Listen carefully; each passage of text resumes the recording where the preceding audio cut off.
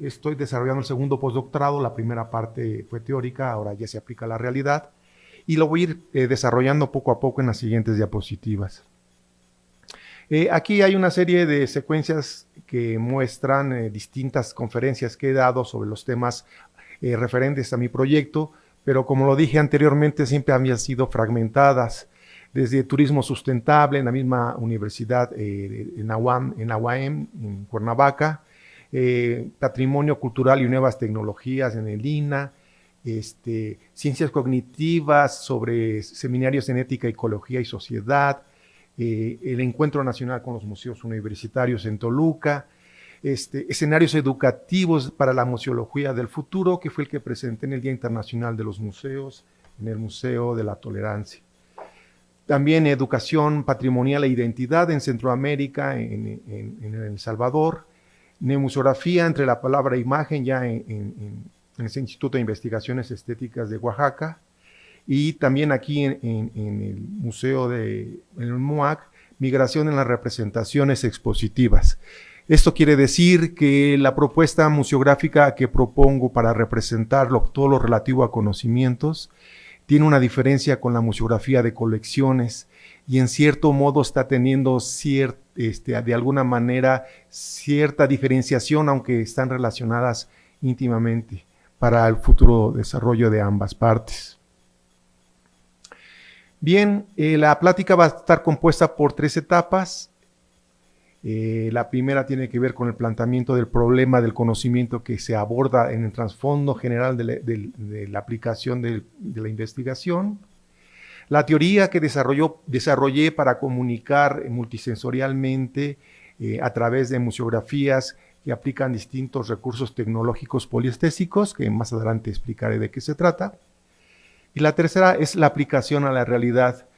Ningún circuito epistemológico tiene posibilidad de fructificar y corroborarse si no es en la retroalimentación entre teoría y realidad constantemente para hacer perfectible el conocimiento del conocimiento.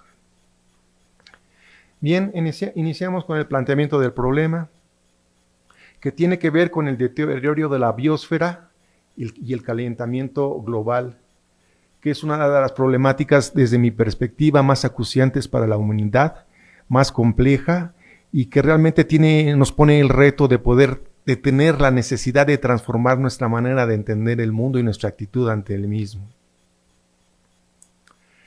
Este proyecto surgió a través de una investigación que se desarrolló desde hace mucho tiempo, primero con un amigo de la infancia, Gonzalo Sandoval, un biólogo, en una reunión de bohemios, tomándole unas chelas de ese tipo cuando éramos jóvenes. Proyectamos unas ideas sobre una red de museos ecológicos. Después de un tiempo ya cuajó con el Politécnico Nacional y con Museística SC, que es una empresa dedicada a la realización de museos y exposiciones y a la divulgación del conocimiento por todos los tipos de medios, ¿no? Y a través del Centro Interdisciplinario de Estudios sobre Medio Ambiente y Desarrollo, con mi gran amigo que siempre nos ha apoyado desde el principio de esta idea, el ingeniero Alejandro Romo Mejía, y nos ha apoyado desde 2009 cuando se hizo este planteamiento, donde el Centro Interdisciplinario nos esbozó la problemática y la prioridad de cómo se tendrían que atender los distintos ecosistemas que hay en el país. Bien, empecemos con el planteamiento. La paradójica científica mundial es realmente triste. Hasta 2010, 2009 había aproximadamente registradas 2 millones de especies científicamente registradas, que significa solamente el 10 de lo que existe en el planeta. ¿Esto qué significa? Terriblemente tenemos un 90% de especies, principalmente microorganismos e insectos, que desconocemos y que están desapareciendo sin que tengamos oportunidad siquiera de conocerlos. Estamos entrando a la ceguera científica.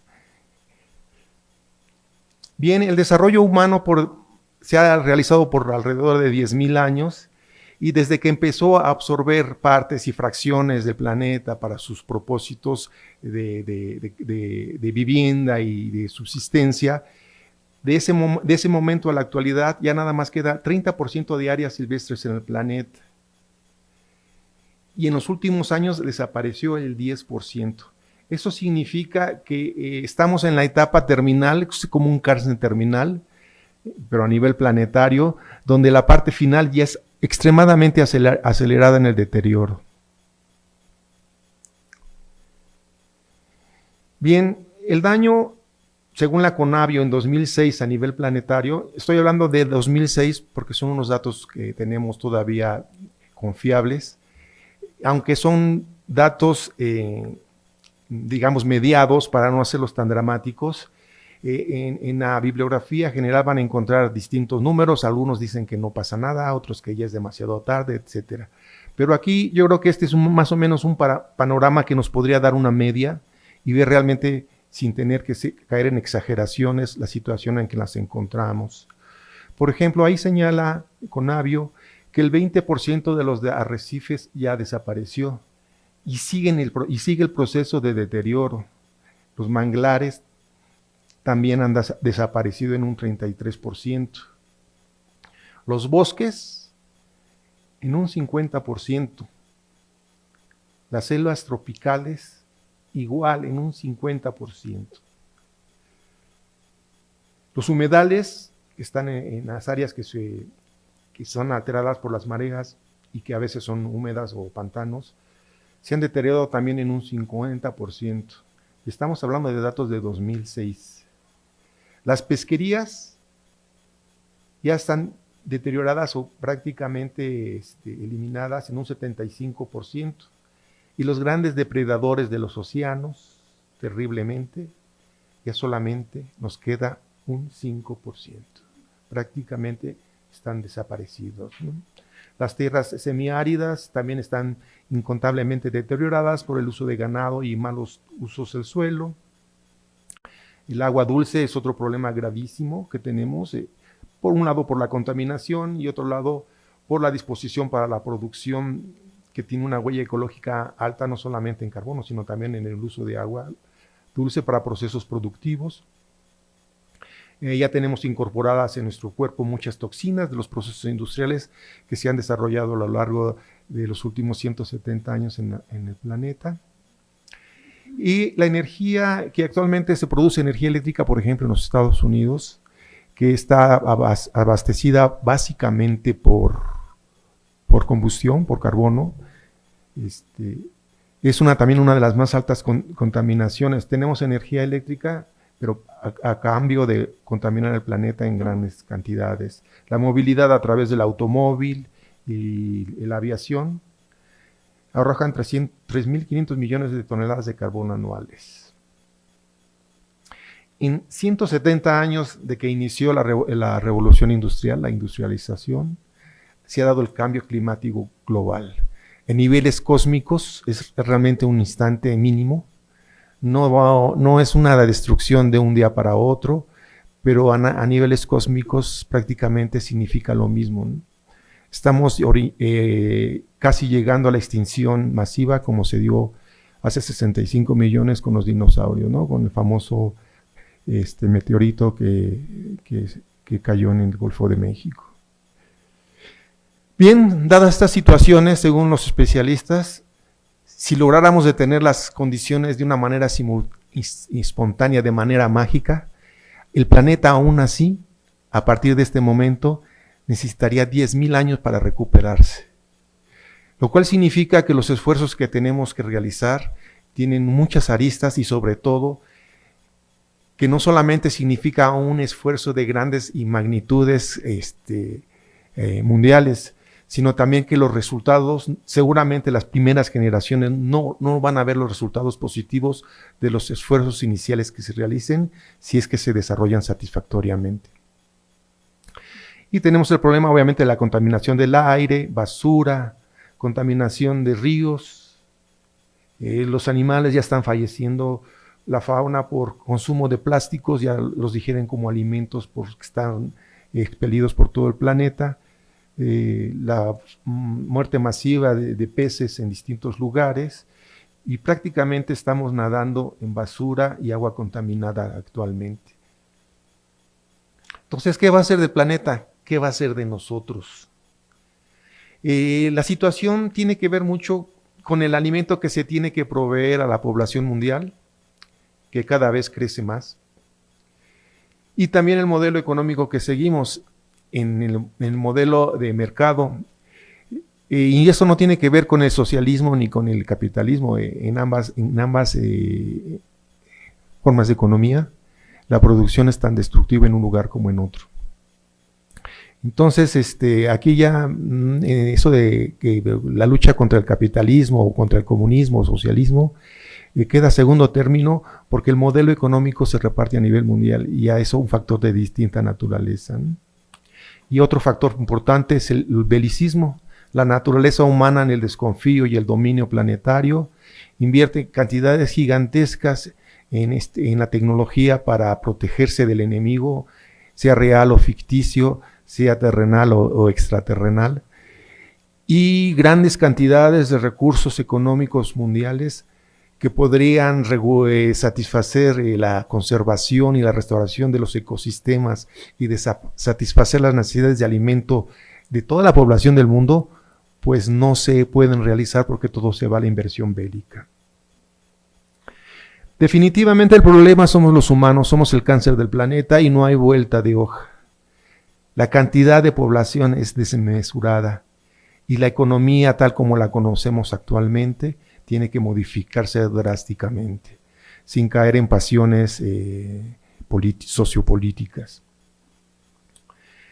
Y este análisis que les voy a mostrar, lo hice en el 2007 para una conferencia que di en Ciencias Cognitivas justamente, para hacer una pequeña revisión gráfica de lo que sucede a nivel mundial con la explosión demográfica. Como vemos en lo que se señala en líneas rojas, es la explosión demográfica, realmente es a partir de 1800, cuando empiezan a desarrollarse la industrialización, y se plantea que para el año 2150 habría 25.300 millones de habitantes, algo que según mi gráfica, y espero que sea lo bastante ilustrativa, realmente será imposible, ¿no? Bien, cuando nació Cristo éramos 250 millones de personas en el planeta. Hacia 1500, cuando nos conquistaron los españoles, había 450 millones de habitantes en todo el planeta. Hacia 1800 hubo 968 millones. Están viendo que en 1500 años se duplicó la población y luego en 500 años más se volvió a duplicar y así empieza a duplicarse terriblemente, ¿no? En 1800, como señalé, 968 millones. En el año 2000, 6.000 millones de habitantes. En el 2050 se calcula que habrá 9.700 millones. En el 2000, 11.200 millones. Y en el 2150 habrá 25.300 millones de habitantes. En 2017, que inicié este ejercicio gráfico, éramos 7.365 millones de humanos. Y esta gráfica indica el punto donde estaría ubicada ese crecimiento. Para 2019, para este año, se calcula que habrá 7.500 millones de personas en el planeta. Lo cual indica que en solamente 2 años la población creció 3 veces más de lo que existió entre el 500 y el 1000 después de Cristo. Este es un dato sorprendente que es seleccionado intencionalmente dentro de la gráfica, pero que también ilustra de manera contundente la situación. Actualmente somos 7.500 millones de habitantes. Para el 2050 seríamos 9.700. Para el 2100, 11.200. Y para el 2150, 25.300.000 millones. Gráficamente aquí se ven las proporciones, cómo va creciendo. La diferencia entre dar cifras de personas por número no implica la magnitud de su impacto ambiental, porque las personas se mueven, los recursos de que viven tienen desplazamiento en el espacio. Actualmente podemos comer pan tostado de España cosa que no es necesario, pero que lo comemos y eso significa una huella ecológica. Pero lo que quiero ilustrar con esta gráfica es las proporciones geométricas como crece la población. 7.500 millones para este 2019. Geométricamente se vería así.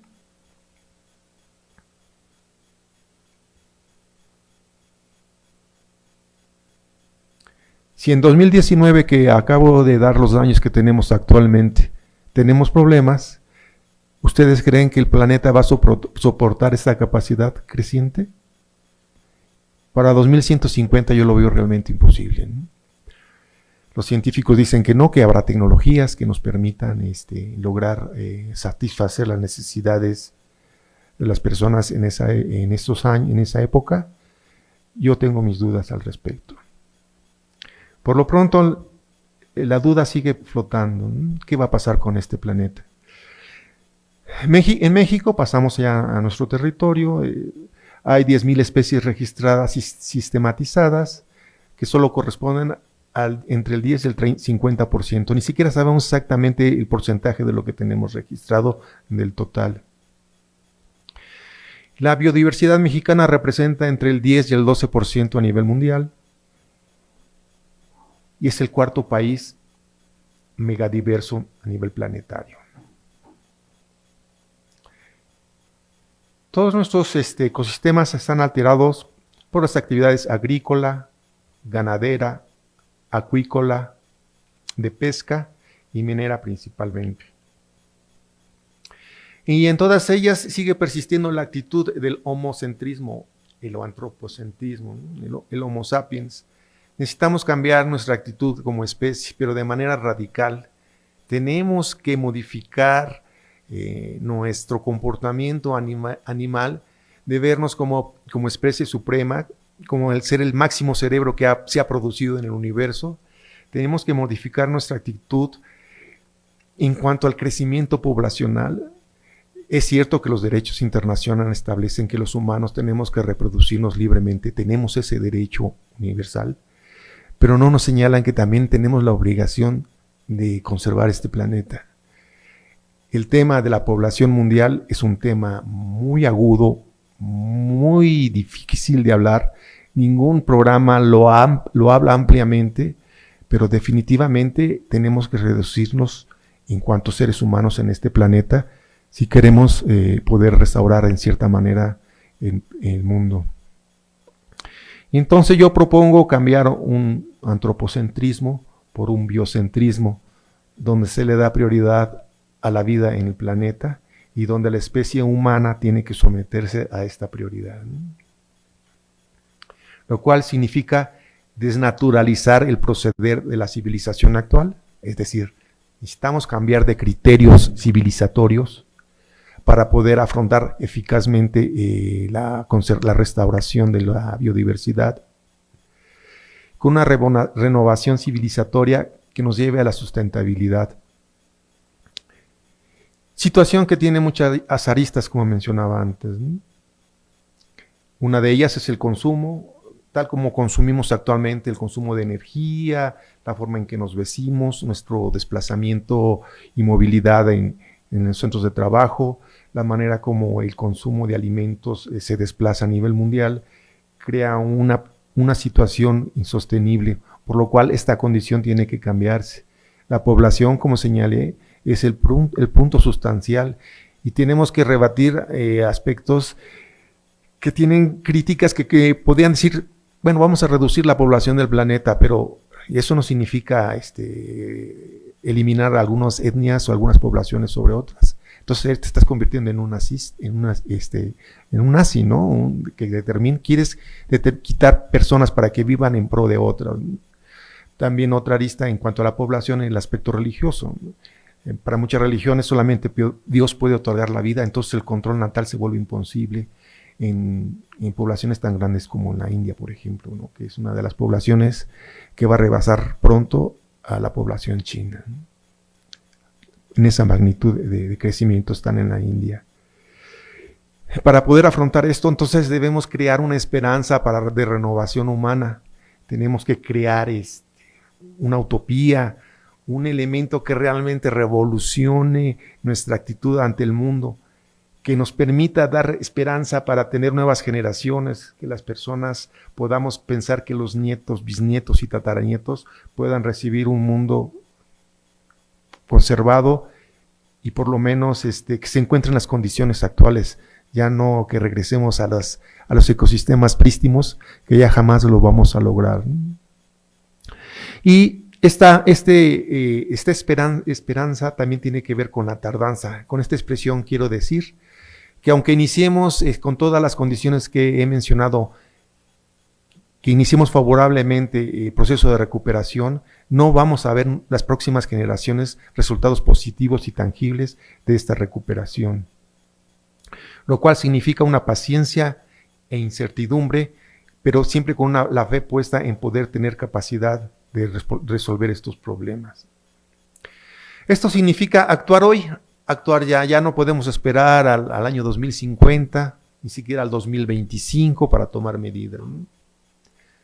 Y esta actuación yo la planteo desde los ecosistemas que están manejados por los propietarios, que en nuestro país, como en muchos otros lugares, están manejados por grupos indígenas y marginados, mestizos marginados, que tienen grandes extensiones de tierra y que esta estrategia sería la más ideal para poder afrontar, según mi perspectiva, este tipo de acciones, ¿no?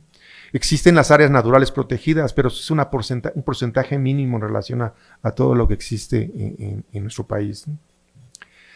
Y obviamente tratar de abordar la restauración con una filosofía del biocentrismo y que también permita una regeneración constante del planeta para lograr este objetivo supremo. Aquí voy a leerles unas citas que me parecen fundamentales de la Conavio, no son mías, para ubicarnos. Los ecosistemas tienen millones de años evolutivos y su riqueza biológica es un legado donde se construyó nuestra historia, tradiciones y culturas. Por tanto, el uso y manejo de la biodiversidad en México impone relaciones, sensibilidades y necesidades complejas. Saberes que debemos generar con nuestro capital humano para restaurar ecosistemas y los servicios ambientales que prestan a la biodiversidad y a la sociedad. Es decir, nosotros a través de la estrategia que les acabo de mencionar, tenemos que crear nuestros propios recursos. Y yo lo propongo que sea a través de la socialización del conocimiento en estas comunidades poseedoras de grandes ecosistemas, de grandes porciones territoriales con ecosistemas. Entonces el gran reto es superar la indiferencia sobre la riqueza del capital natural de México y su daño por prácticas destructivas y marginación de los grupos que manejan cada sistema ecológico. La erosión, infertilidad de suelos, agotamientos de pesquerías, destrucción de bosques, extinción de especies únicas son resultado del modelo económico que sobreexplota los ecosistemas y sus servicios sin posibilidad de recuperación. Superar la miseria, con mi propuesta, la migración, destrucción, ignorancia, contaminación, crimen, vulnerabilidad por las consecuencias y repercusiones que tienen en la biodiversidad. Gestionar la biodiversidad atañe a la seguridad nacional para una sociedad viable y sustentable, porque si no lo hacemos, vamos a terminar comiéndonos unos a otros, literalmente. Y asegurar la supervivencia de nuestra herencia natural para proteger calidad y futuro de vida. Superar definitivamente la confrontación de desarrollo versus naturaleza. Tenemos que olvidar que el progreso tiene que tener como daño colateral la destrucción de la naturaleza. Entonces tenemos que realmente sentarnos a ver el problema y definirlo, crear una respuesta y a activar la resolución. Conocer, cambiar con bienestar social para restaurar la biodiversidad. La propuesta me baso también en lo que ya hizo la Conavio, tiene una estrategia nacional para restaurar la biodiversidad, un plan de 2006-2030. Se llama Estrategia Nacional de Biodiversidad en México. que tiene este esquema que es muy ilustrativo y que también me ayuda a ubicar la acción del museo, ¿no?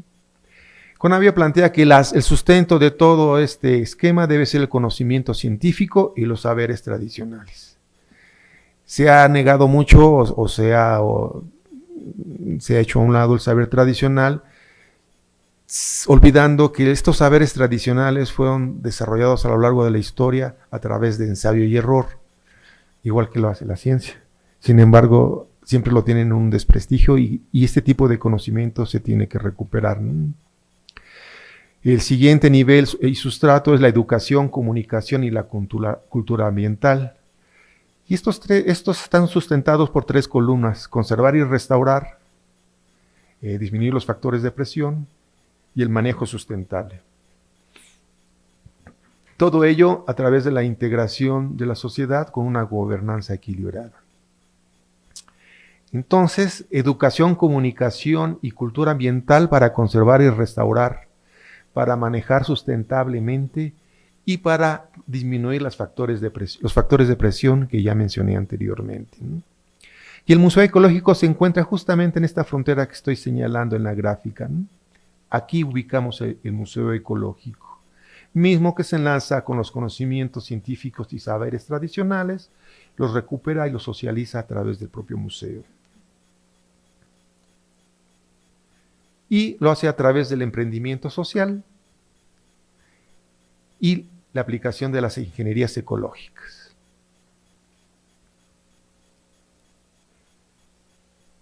Entonces, comunidad y emprendimiento social. Queremos, a la vez que se conserva la biodiversidad y los servicios ambientales, que la población tenga recursos e ingresos por estas actividades, vivir de lo que se va a restaurar. Y esto yo lo planteo muy viable por el emprendimiento social, que es un emprendimiento que, a diferencia de la economía normal, que significa solamente acumulación de capital, el emprendimiento social tiene el mismo proceso, pero las utilidades de las ganancias se revierten en el mismo propósito de conservación y de bienestar social, ¿no? Solo así creo que podemos lograr una solución perenne para este magno problema, ¿no? Empresa social para conservar, para restaurar los biomas del país. Y sin olvidar mejorar las condiciones de vida de las comunidades que los poseen. Y socializar el conocimiento para lograr la sustentabilidad. Con base en estos primeros principios, planteo la red de museos ecológicos en México, que es la parte a la que queremos llegar al finalizar esta conferencia. Bien, en este momento les voy a pasar un video de 3 minutos, que es el que promueve la red de museos ecológicos, para poder pasar después a la segunda parte de la conferencia. No tiene audio, es totalmente visual y dura solamente 3 minutos. Por favor, si tienen interés, síganlo. Y guardo silencio.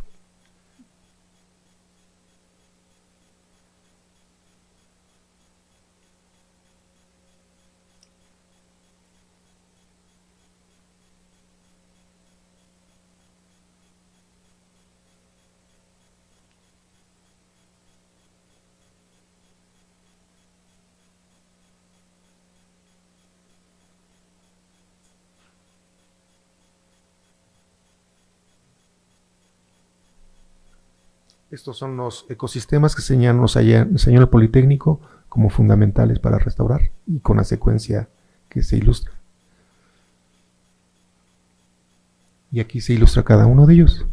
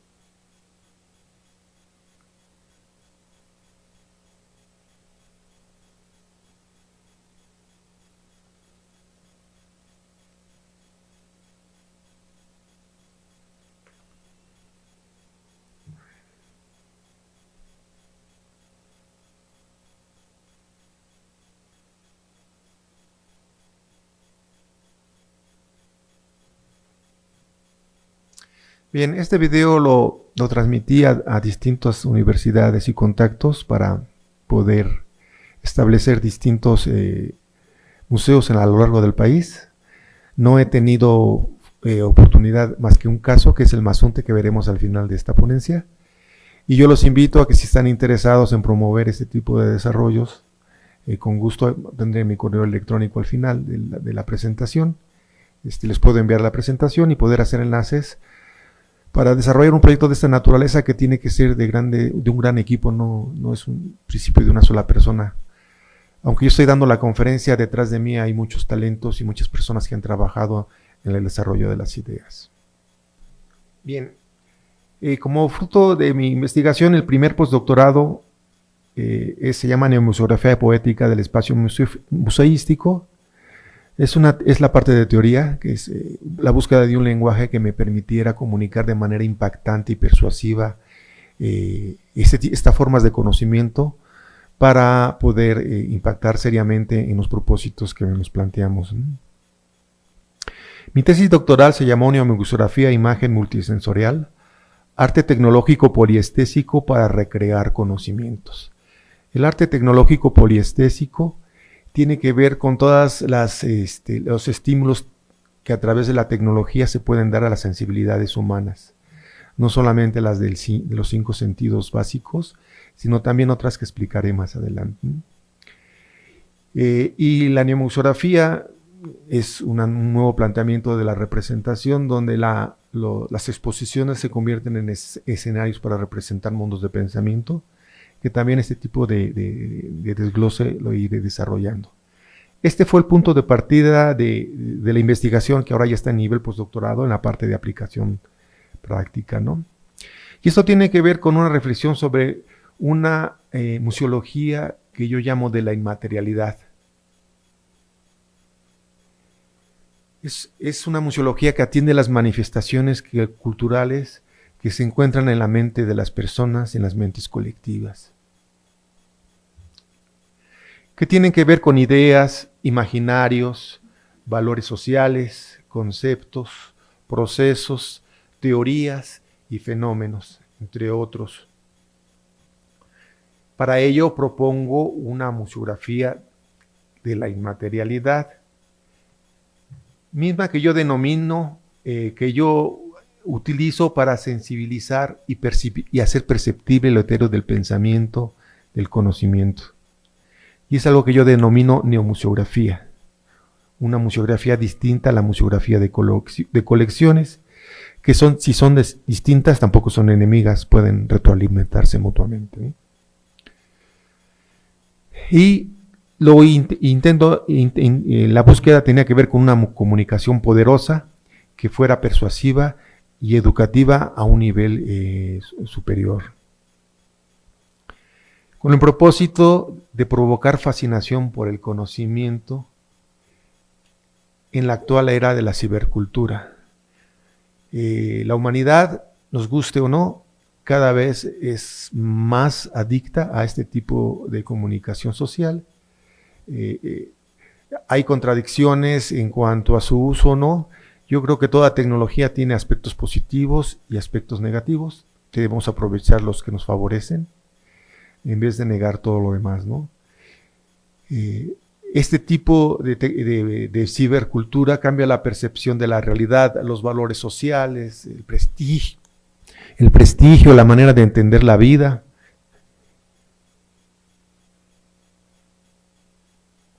Perdón, se me secó la garganta.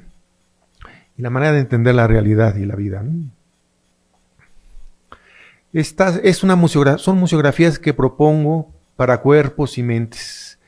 Es decir, museografías para sentir, para captar conocimientos y valores, para pensar y reflexionar, para conocer nuevos horizontes, para imaginar, para interactuar, para emocionarnos y para mover cuerpos y mentes. Es un lenguaje que intento que vaya más allá de lo cotidiano entre lo ritual, lúdico y educativo, y entre la identidad o la alteridad. Para eso planteo la neomuseografía como un lenguaje propicio a través de la imagen multisensorial. La imagen multisensorial la concibo como un recurso de gran impacto estético cognitivo, que estimula la percepción, la imaginación y la curiosidad con el desplazamiento corporal. Propicia experiencias vivenciales y significativas para comprender saberes donde los modos de creer, sentir y degustar laten en la mente de las personas de acuerdo a su origen cultural,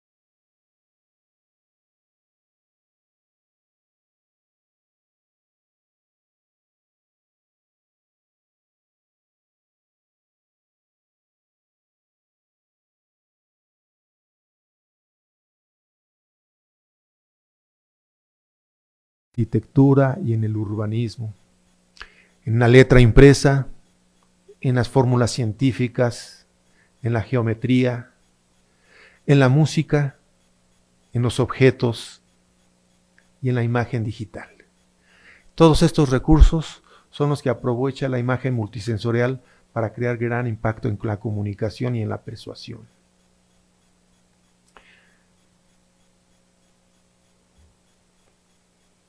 Así, con la imagen multisensorial tendríamos un lenguaje holoperceptivo, es decir, que es captado por todas las sensibilidades del cuerpo humano, omnisemiótico, que integra todas las formas de representación disponibles y tiene un carácter exploratorio, incursionar. Es decir, este lenguaje tiene que existir movimiento corporal para captarlo. Nosotros no podríamos entender una exposición si nos quedamos sentados en un rincón. Una museografía se descubre, se capta a través de la exploración y del encuentro con esa información que nos da la museografía. Por eso para mí la museografía se convierte en un escenario muy peculiar, porque es un escenario donde se necesita desplazar el cuerpo y la mente a través de espacios para poder captar información y conocimientos. Y este tipo de experiencia no nos ofrece ningún otro medio de comunicación y educación. Bien, entonces la imagen multisensorial nos permite incursionar en tierras incógnitas, en sitios sagrados o en entornos abstractos. A través de la exploración.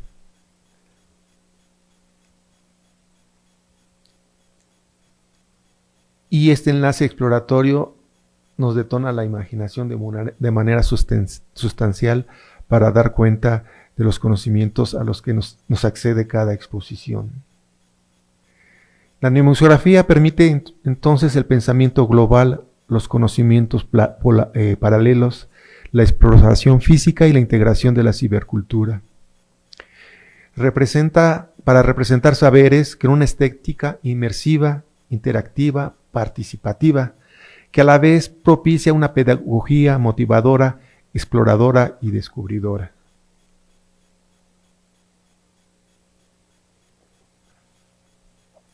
Y nos permite hacerlo tanto en espacios cerrados como son los museos, como en espacios abiertos como pueden ser en ecosistemas u otro tipo de espacios dedicados a la divulgación.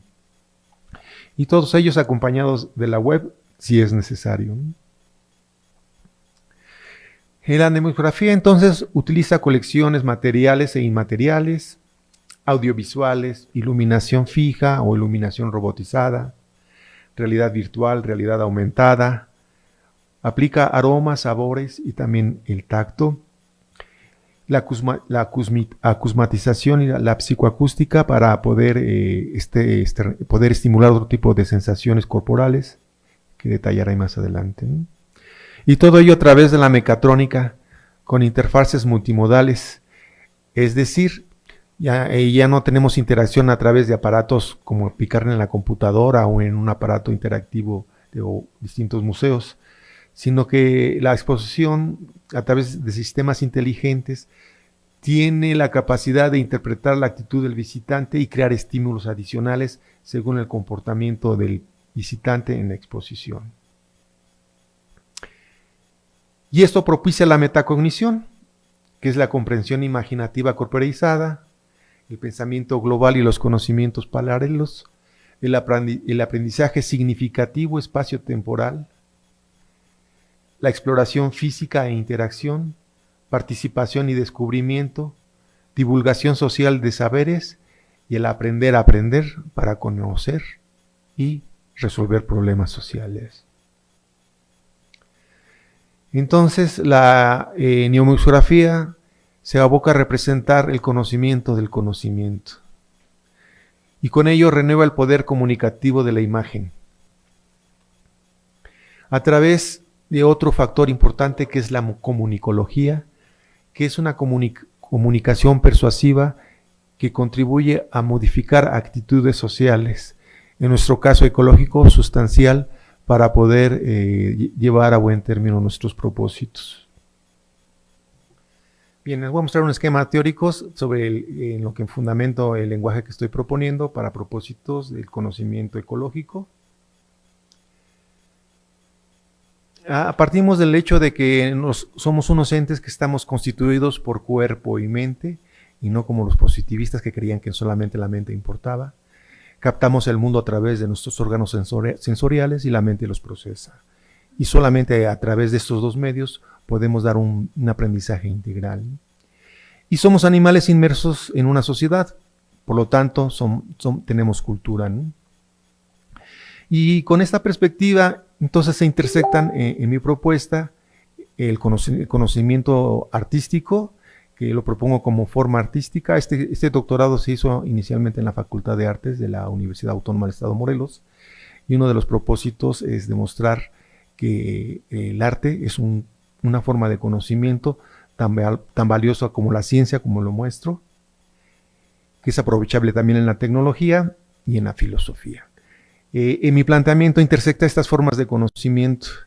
He sido muy criticado porque manejo muchos términos, muchos conceptos de áreas distintas, pero creo que la necesidad de resolver el problema que requiero me orilla a tener que recurrir a todos estos recursos teóricos, donde el arte funge como elemento sustancial para comunicar a través de una estética relacional, que es esta estética relacional, se trata de impactar, sacudir al visitante en las exposiciones y como consecuencia le quebrantemos el alma y el corazón por la biodiversidad, y a partir de ello tome decisiones efectivas desde su casa, desde su lugar de empleo, desde su lugar de trabajo, desde su fábrica, desde su parcela, contribuir a restituir la biodiversidad.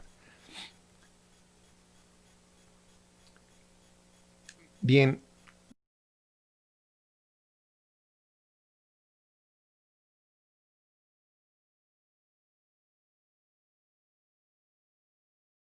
E intersecto con este propósito distintos campos, como es el relato,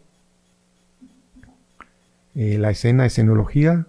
Yo concibo las exposiciones como escenas y todas las implicaciones y recursos que existen con ese tipo de representaciones. Retórica para estimular el lenguaje. Levantar la percepción del deterioro ambiental. Y la semiótica, con todos los sistemas de representación que disponemos actualmente en la cultura, ¿no? Todo este es abarcado por la mnemoseografía, como lo he explicado brevemente. Y estos campos tienen una geografía epistemológica sobre la que se erige la mnemoseografía, pero además tiene una arquitectura conceptual que crece con distintos propósitos.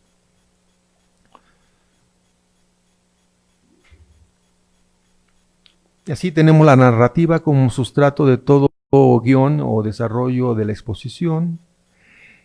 Una narrativa que puede ser lineal, regresiva o aleatoria, tal como lo permiten hacer distintos recursos literarios. Es decir, no obligamos al visitante a tener una visita previamente trazada. El carácter exploratorio le permitiría, justamente con ese tipo de narrativa, poder recibir la historia a su modo. La poesía, para estimular la percepción con todos los sentidos. La retórica, aplicando tropos ya en tercera dimensión o figuras literarias, como la más famosa es la metáfora, pero hay otras figuras literarias muy interesantes que se aplican para la comunicación. El drama, a través de procesos emotivos hasta llegar al éxtasis. Y finalmente la acción, es decir, el momento en que el visitante cruza la exposición y recibe todos esta información, en la cual como escenario se pueden aplicar estrategias del carnaval, del circo, de la feria, del cine, que son medios espectaculares con características propias que, dependiendo del tema que abordemos en cada exposición, podremos entonces aplicar este tipo de escenarios. Y con ellos, en la acción, tenemos un proceso de inmersión, un doble proceso de inversión. Primero, a través de la transición de llevar al visitante del mundo cotidiano a un mundo distinto y maravilloso o trágico, según sea nuestro propósito, que esto se utiliza a través de distintos recursos, como lo hace la literatura. Y la segunda ventana es a través de la participación expandida, es decir, a través del ciberespacio, condición que nos permite masificar la experiencia y la transmisión de conocimientos que difícilmente se pueden lograr en exposiciones. Los museos siempre tienen un límite de captar visitantes. Con esta estrategia podríamos ampliar sustancialmente la capacidad de masificar la socialización del conocimiento.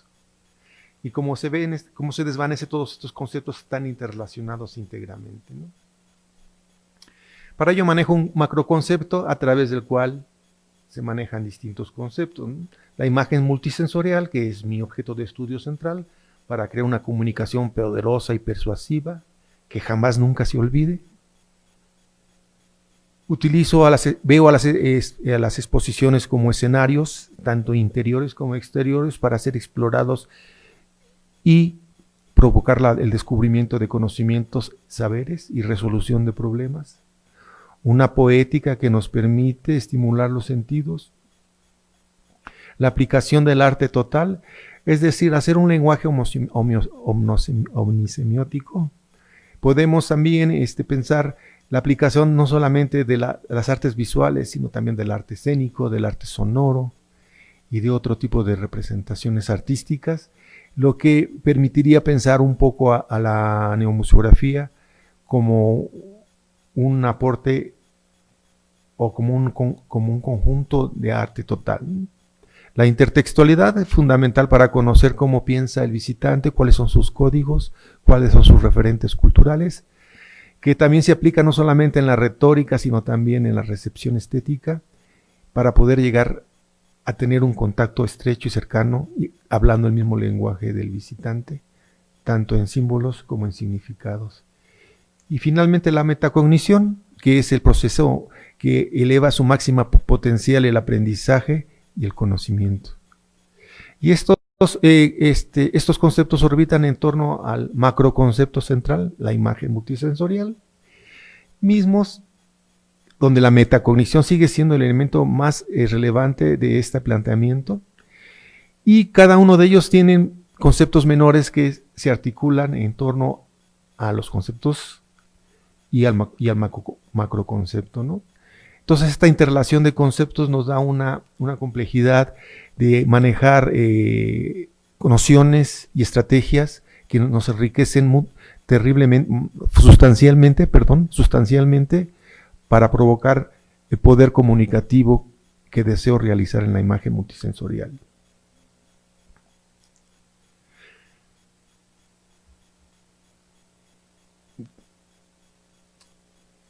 La imagen multisensorial, al final de cuentas, en mi planteamiento teórico, es el elemento de estudio sustancial.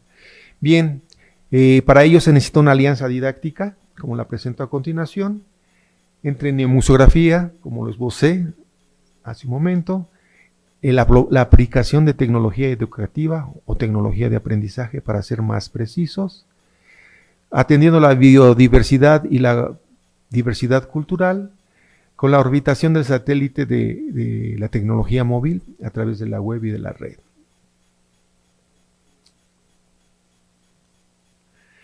Con ello espero poder estimular el aprendizaje y la fascinación por el conocimiento al conectar todos los cerebros humanos, tal como los voy a definir a otros.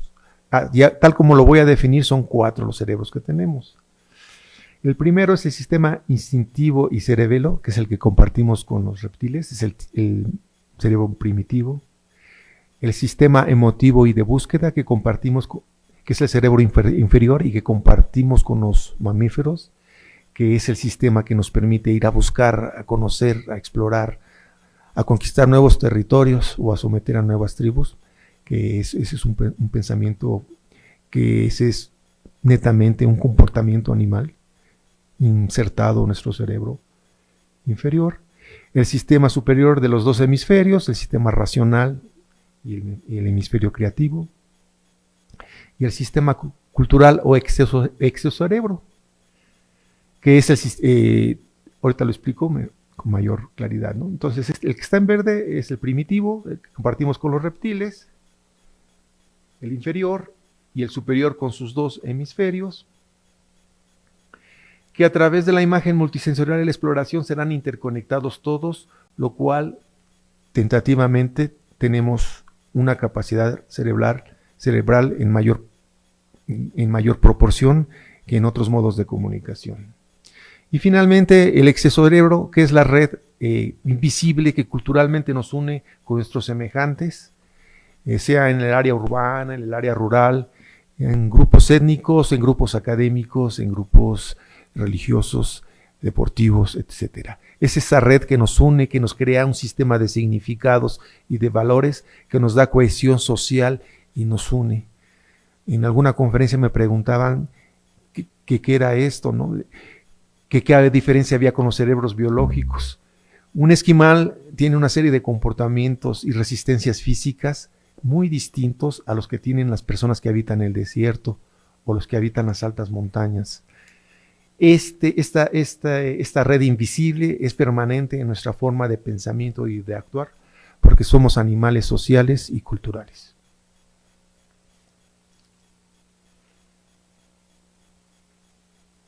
Bien, entonces yo propongo cuerpo y mente en su integración para provocar el conocimiento. De tal manera que la museografía, para concluir este apartado, se convierte en un escenario poderoso, educativo y persuasivo. Se convierte en una herramienta para fomentar el patrimonio natural y turismo cultural, tanto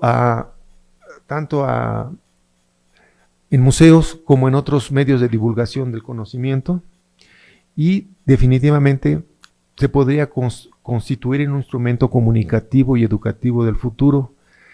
Si logro concretar esta aportación teórica en la realidad, seguramente la neomuseografía abarcará no solamente a los museos, sino que se irá a otros territorios de la tecnología educativa, que es la tecnología hacia donde llevan todos los institutos de educación, con una gran superioridad sobre los recursos normales que solamente ves en pantalla, ¿no? Bien, estos planteamientos los pueden revisar de manera más extensa esta es mi publicación del primer doctorado. Es abierta al público. Ahí tienen la liga. Si quieren, también pueden teclear en Google Neomuseografía, Poética del Espacio Museístico. Aparece la liga de museos de la UAM, de la Universidad Autónoma del Estado de Morelos. Y es la liga de acceso gratuito. Solamente deben tener un programa para leer un libro digital, y ojalá que puedan leerlo y pueda tener sus comentarios y contribuciones, porque la propuesta teórica no crece si no hay contrapartida. Se queda como un archivo polvoriento en cualquier biblioteca, ¿no? Bueno, este es el segundo postdoctorado que está en curso, no ha finalizado. Yo creo que se va a llevar como 3 años al mínimo, a lo menos. Y ese se llama Museos Ecológicos y Turismo Sustentable, espacios educativos para restaurar la biodiversidad con economías sostenibles. Entonces, ya estamos en la última etapa de abordar la realidad, como señalé del esquema inicial, con el Museo Mazunte en Oaxaca, que es un museo dedicado a los ecosistemas costeros. Voy a leer esto no lo lean, no. Es una introducción que me parece muy, muy interesante para ver la gravedad que estamos en las costas, ¿no? Los ecosistemas, esto es de Conavio, los ecosistemas costeros son los más amenazados por la actividad antropogénica. debido a los efectos de la actividad industrial, agrícola, turística, pesquera y minera, y por las descargas de desechos urbanos, aguas negras y residuos industriales peligrosos. Los humedales en esta zona, por ejemplo, se encuentran entre los ecosistemas más afectados por las actividades del hombre, tanto de manera directa como indirecta. Esta afectación está llevando a una pérdida de servicios ambientales de gran importancia para la sociedad. Las tendencias de deterioro van en aumento y las medidas tomadas aún son insuficientes. Los ecosistemas más contaminados están en la región del Golfo de México. Sin embargo, las regiones costeras del Pacífico están seriamente amenazadas por el desarrollo turístico, industrial y acuícola no sustentable que se está dando en todo el litoral mexicano. Además del impacto local o regional, ahora existe la amenaza del cambio climático potencial, cuyos efectos, acidificación, calentamiento y elevación del nivel del mar, afectarán a todos los ecosistemas costeros. Y ahora voy a citar algo que es realmente dramático. Pareciera que el litoral de México está muriendo silenciosamente sin que la voluntad política o la participación social puedan detener este deterioro y posible pérdida. La Conavio, yo leo entre líneas, es un grito de auxilio y entonces realmente tenemos que ponernos las pilas ya. Y regreso nuevamente al esquema que les había mostrado anteriormente, que el museo participa con base en el conocimiento científico y el saber tradicional, aplicando a la educación, la comunicación y la cultura ambiental para conservar, disminuir factores de presión y el manejo sustentable con una integración comunitaria y gobernanza equilibrada. Entonces, conservar, restaurar el manejo sustentable y disminuir la presión, donde se establece el Museo Ecológico en esta frontera, que nos permite enlazar el conocimiento científico y el saber tradicional para socializarlo en el museo, a través del emprendimiento social y las ingenierías ecológicas.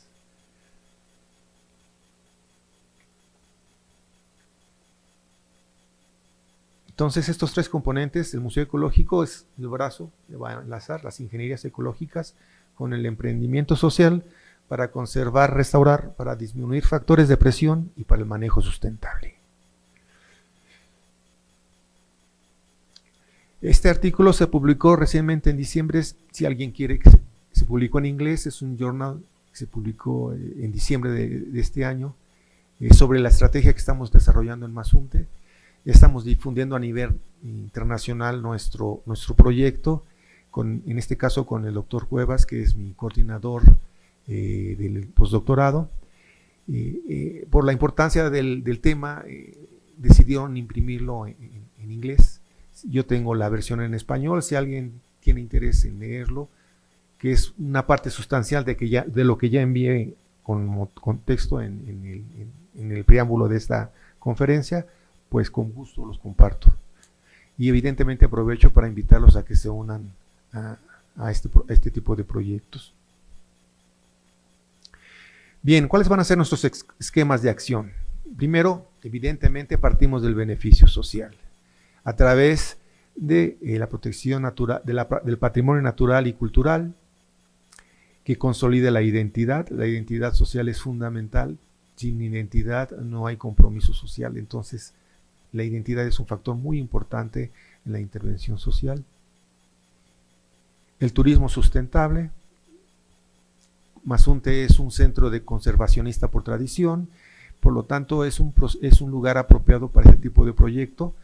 Quizás se faciliten las cosas, quizá no. Los cambios políticos, como en todos lugares, y económicos, pueden crear complicaciones, ¿no?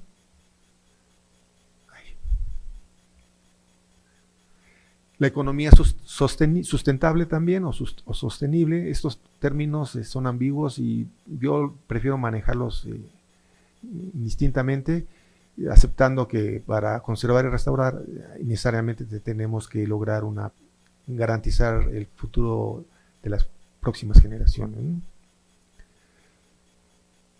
Y en un circuito constante donde las políticas se basan justamente en el beneficio social, para restaurar la biodiversidad en los grandes poseedores del ecosistema, que se encuentran en condiciones adversas social y políticamente.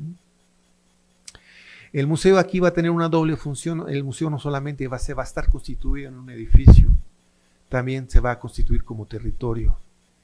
El museo es digamos, el corazón de la intervención, donde se da la instancia materializada de proyecto, pero que se alimenta obviamente de las festividades que hay en Oaxaca. Oaxaca es una gran diversidad cultural.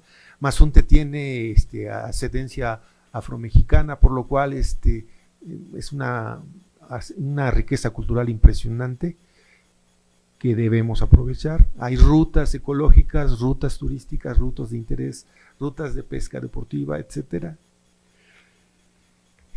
Hay muchas ecotecnias que se requieren aplicar en esta zona. Y finalmente sitios de interés como zonas arqueológicas y otros sitios históricos. Todos estos componentes retroalimentan al museo edificio para sus propósitos de divulgación y se refuerzan en el propio territorio. Entonces, la nemuseografía que esbocé teóricamente quiere sacudir al visitante para que tome iniciativas en favor de la biodiversidad a través de un impacto sustancial en sus nociones existenciales, a través de una estética relacional que permite justamente lo que ve, lo que lo dramatiza, lo que lo conmueve, tomar acciones de manera convincente en resolver ese tipo de situaciones. Eso a través de un aprendizaje, que puede ser aprendizaje directo en las exposiciones o aprendizaje a distancia, y con ello dar una acción ecológica sustancial a partir del momento en que conocen el museo. Repetimos nuestras tres áreas indisolubles para estos propósitos, que están están alimentadas por la tecnología educativa y la tecnología móvil, en constante relación.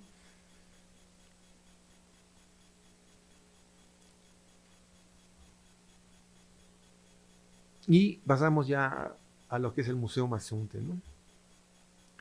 Los objetos culturales para este museo es primero el registro patrimonial en arqueología y antropología, ecología y turismo sustentable, una infraestructura, edificio, que es el museo mismo y el centro de capacitación con instalaciones. El centro de capacitación puede funcionar con instalaciones o sin instalaciones, como se lo explicaré más adelante.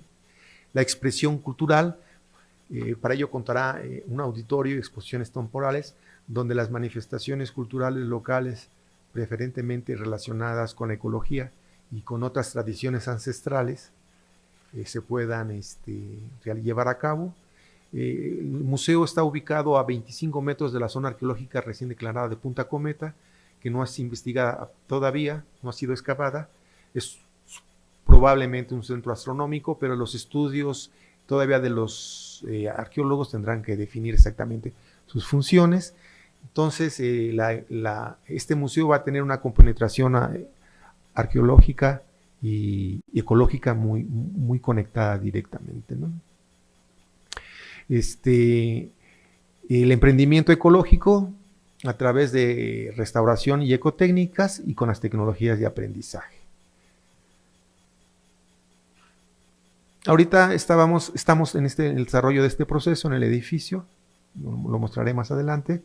Estamos atorados porque Mazunte es un pueblo mágico y recientemente cortaron el presupuesto para inversión en este tipo de pueblos mágicos, en este tipo de turismo a través de esta marca que le llaman marca turística. Y estamos teniendo que modificar estrategias. Este proyecto está íntimamente relacionado con el presidente del Comité Ciudadano del Pueblo Mágico. Se llama Emilio Ávila Rodríguez. Él y yo hemos congeniado, hemos tenido contacto. Él ve la importancia de este proyecto para la comunidad. Mazunte está gobernada por gobernanza tradicional. Tuve que primero presentarme, luego pedir permiso, luego someterlo a la asamblea y hasta que fue aprobada en acta yo no tuve oportunidad de poder avanzar, ¿no?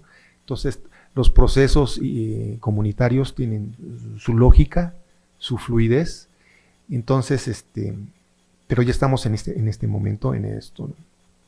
en este avance. Estamos en el avance interinstitucional, también que tiene que ver con la curaduría y asesoría científica y tecnológica. Ya tuvimos contacto con la Universidad del Mar, que tiene una sede muy cercana ahí en Puerto Ángel, con la vicerrectora, para que nos asesore en este tipo de proyectos. Con el Instituto Politécnico Nacional a través del Centro de Investigaciones Interdisciplinarias para Estudios del Desarrollo y el Medio Ambiente.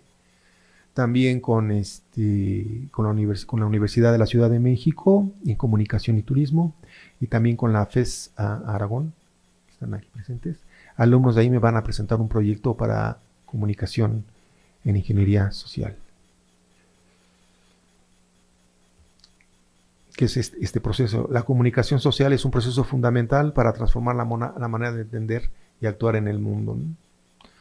El desarrollo de exposiciones multisensoriales, que son las que van a impactar al público, sea con edificio o sean itinerantes. Esas estrategias se irán adecuando de acuerdo a los avances que tengamos en distintos elementos y campos. Con la tecnología de aprendizaje también simultáneamente, desarrollando un plan maestro ágil. ¿Qué quiero decir con esto? Es un método ágil que, a diferencia de un proyecto que tiene un presupuesto asignado, por ejemplo, tienes 200 millones de pesos para hacer el Museo Mazunte, eso no existe en nuestro caso. Nosotros partimos de una necesidad social, planteamos el problema, desarrollamos la teoría y proponemos una solución a una comunidad que esté interesada. En este caso es Mazunte, ¿no? Y a través de las secuencias y métodos que se requieren para ir avanzando en la definición del proyecto, tenemos la posibilidad de recurrir a distintos programas o instancias privadas o públicas para obtener recursos e ir avanzando en nuestros propósitos.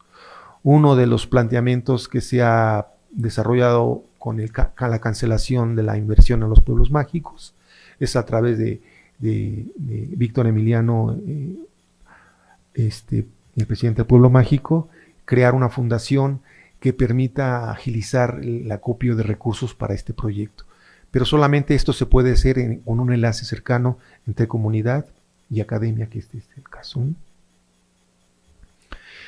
Y el método ágil es la gestión adaptativa de proyectos al desarrollo, es un desarrollo flexible ante los cambios en entornos sociopolíticos y económicos, que nuestro proyecto está colmado de estas situaciones, ¿no? Entonces son como impedimentos que tenemos que ir superando en distintas maneras, con distinta estrategia, con ayuda de amigos. Por eso pido ayuda a ustedes que están interesados. De alguna manera siempre hay problemas y tenemos conexiones que nos superan ciertos obstáculos administrativos o de información o datos. Y entonces, aquí esta gráfica que tiene movimiento ilustra los distintos ejes que se van a ir desarrollando con la posibilidad de las condiciones que prevalecen en cada momento, en cada mes. Tenemos un sustrato fundamental que es la comunicación social, que está aquí en amarillo, ahorita aparece poco a poco.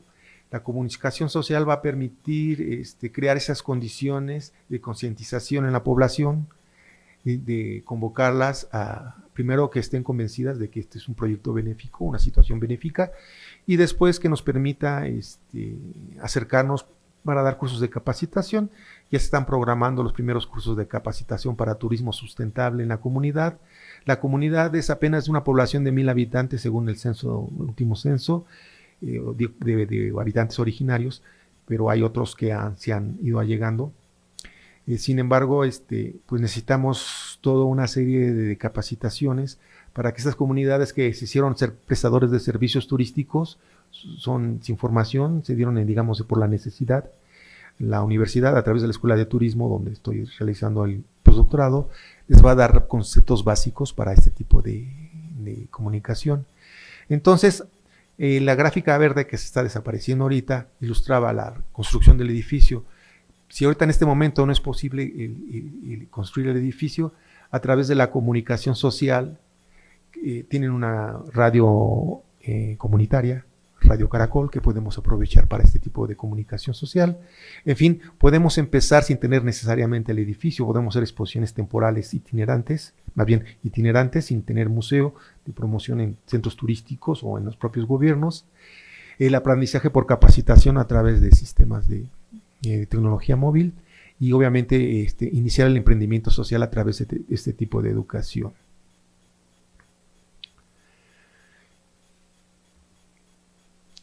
Bien, aquí les voy a mostrar algunas imágenes del museo.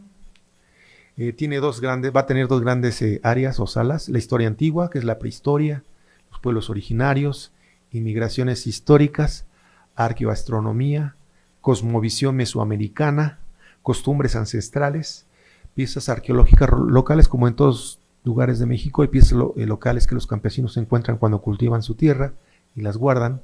Queremos que el museo sea una posibilidad de recuperarlas y protegerlas, investigarlas en la medida de lo posible. Y la historia de Mazunte, que tiene apenas 60 años de iniciada, es una historia muy reciente. Las museografías como escenario, son museografías que desarrollé hace años cuando fui subdirector del Museo del Templo Mayor. Mis museografías son más bien escenográficas, tienen que ver mucho con lo que estoy planteando. Juego de luces y de recursos tecnológicos de distinta naturaleza me permitirán desarrollar, creo que con mayor efectividad, los propósitos de la neomuseografía. Estas imágenes son de arquitectura, son de museografía de colecciones, pero tienen cierta noción con lo que quiero entender como museografías como escenarios.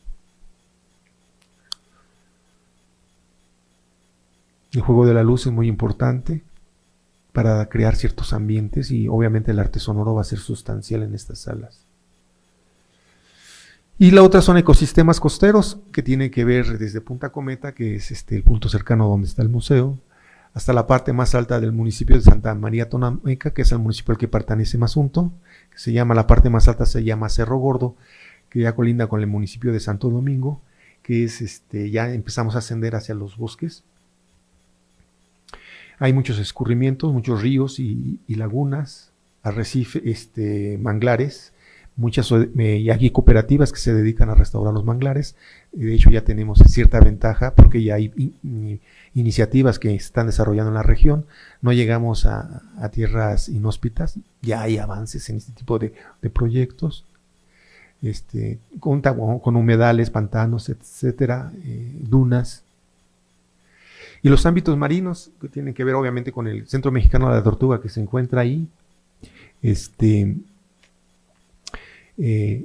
y con la relación que debemos sostener con esta institución, que protege las tortugas precisamente, los ecosistemas de pesca, para pesca, y las grandes especies que transitan en Mazunte.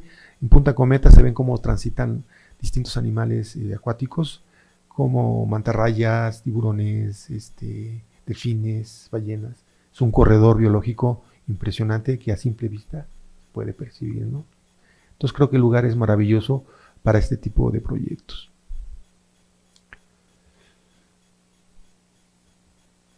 El Centro de Capacitación y Documentación, que es sustancial, donde inicialmente se desarrollarán aspectos como purificación de agua, que es un problema sustancial, y energías limpias como energía fotovoltaica, con una arquitectura ecológica y también basada en la arquitectura vernácula, para restaurar la biodiversidad, con estaciones y tecnología educativa municipal regional que convertiría al municipio y no solamente a Mazunte en un museo territorio. Aquí en este mapa se ilustra el municipio y las estrellitas tentativamente mostrarían áreas de estudio, áreas de visita que incrementarían la visita del turismo de mochila, que con tecnología educativa se puede complementar esta visita y hacerla más grande. No tiene ningún sentido llevar al museo un ecosistema, representar un ecosistema, cuando a pocos metros o a pocos kilómetros están en vivo los ecosistemas que se quieren proteger. Ya casi. Bien, los beneficios del museo Tiene que funcionar a través de venta de taquilla, con servicios de restaurante, eventos sociales, eventos artísticos, congresos científicos, beneficio social, la conciencia ecológica, el turismo sustentable, la protección a la biodiversidad, ingresos directos, también en el centro de capacitación a través de cursos de talleres, venta y acceso a productos y servicios, financiamientos y venta de servicios. Y el beneficio comunitario será empleo por emprendimiento ecológico para restaurar y conservar los ecosistemas. Aquí se ve desde el Museo de la Tortuga, la zona arqueológica y el museo donde van a estar ubicados. Y ya. Aquí del lado, la diapositiva del lado izquierdo, la persona sin cabello es el presidente del pueblo mágico. Y tuvimos una entrevista con el ex responsable de la Secretaría de Turismo de la Madrid. A un lado estoy yo y la otra era la responsable de turismo en el municipio. Aquí se presentan las primeras ideas del museo en maqueta, algunos bocetos para que puedan percibir a través de la comunidad donó ya el predio que se llama Casa del Pueblo, perdón, para hacer el museo. Entonces ya nada más ya se tiene el predio, ya nada más se requieren los recursos para iniciar la obra con distintas estrategias. Aquí algunos planos de los cortes del edificio que están en proceso de realización conjunto. Bien, ese es mi correo electrónico. Cualquier contacto les agradeceré. Los convoco a sumarse a esta iniciativa. Necesitamos mucha ayuda y muchas gracias. Pues muy bien, muchas gracias. Un aplauso, por favor, de aquí.